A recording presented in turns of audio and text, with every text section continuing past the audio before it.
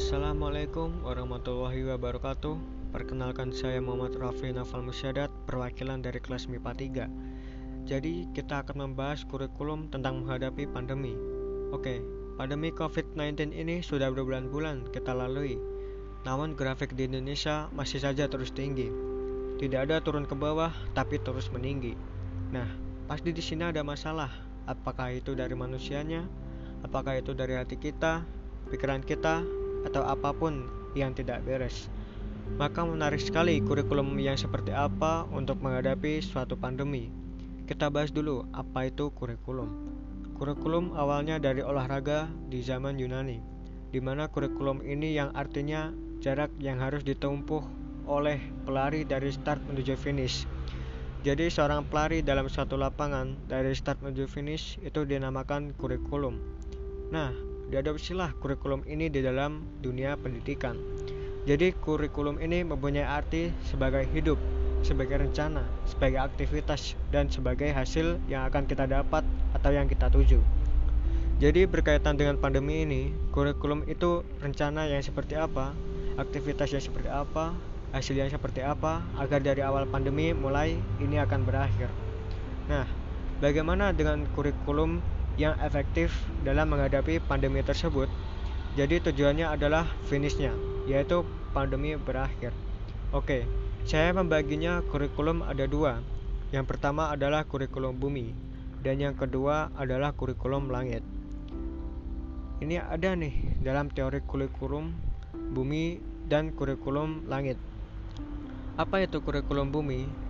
Kurikulum bumi adalah kurikulum yang dirancang berdasarkan logika manusia sebagai ikhtiar di dalam kehidupan kita. Nah, bagaimana dengan kurikulum langit? Kurikulum langit adalah kurikulum yang didasarkan pada Tuhan di luar logika manusia. Jadi tidak bisa masuk dalam logika manusia. Antara start ke finishnya terserah Tuhan, tetapi tetap kita sebagai manusia harus ikhtiar. Contohnya begini, di dalam mendapatkan rezeki, tentu kita menghitungnya menggunakan logika matematika. 2 kali 2 sama dengan 4. Nah, itu ilmu pasti yang tidak bisa kita ubah. Nah, ini adalah yang dimaksud kurikulum bumi. Jadi masuk dalam logika manusia. Tetapi di dalam kenyataannya adalah dalam kehidupan sehari-hari kita memperoleh rezeki 2 kali 2 sama dengan 4. Tentu dong kita ingin lebih dari itu, atau lebih dari sekedar 4. Tetapi tidak masuk dalam logika. Bagaimana 2 kali 2 bisa jadi 8, bisa jadi 10. Nah, ini adalah adanya peran Tuhan. Peran Tuhan ini bisa dengan yang beragama Islam, bisa dengan sholat duha, bisa dengan membaca surat Waqiah. Ini berkaitan dengan penambahan rezeki yang tidak disangka-sangka yang dijanjikan oleh Tuhan di dalam Al-Quran.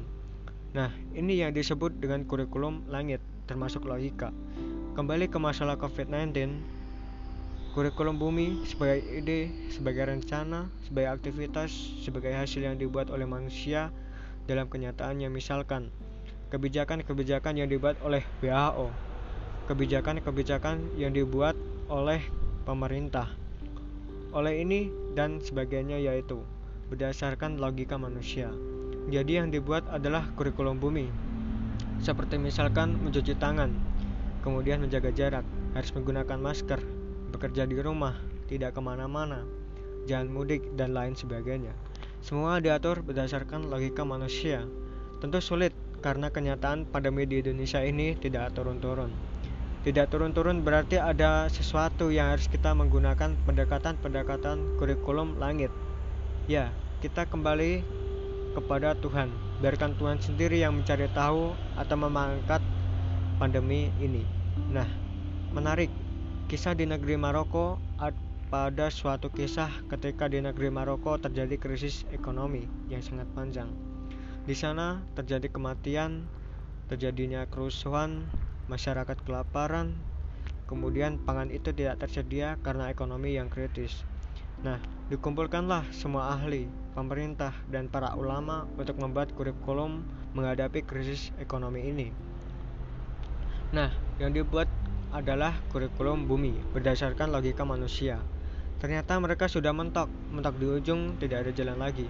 Nah, kemudian ada salah satu ulama yang terkemuka di Maroko. Ingat, di dalam firman Tuhan di dalam surat An-Anfal ayat 33 yang artinya Allah tidak akan menghukum mereka selama engkau atau Nabi Muhammad ada di antara mereka. Jadi, clue-nya berdasarkan ayat ini adalah jika kita menghadirkan Nabi Muhammad ke dunia ini, ke dalam lugian kita, niscaya Allah tidak akan mengazab kaum tersebut. Tidak ada kaum dengan cobaan yang berat.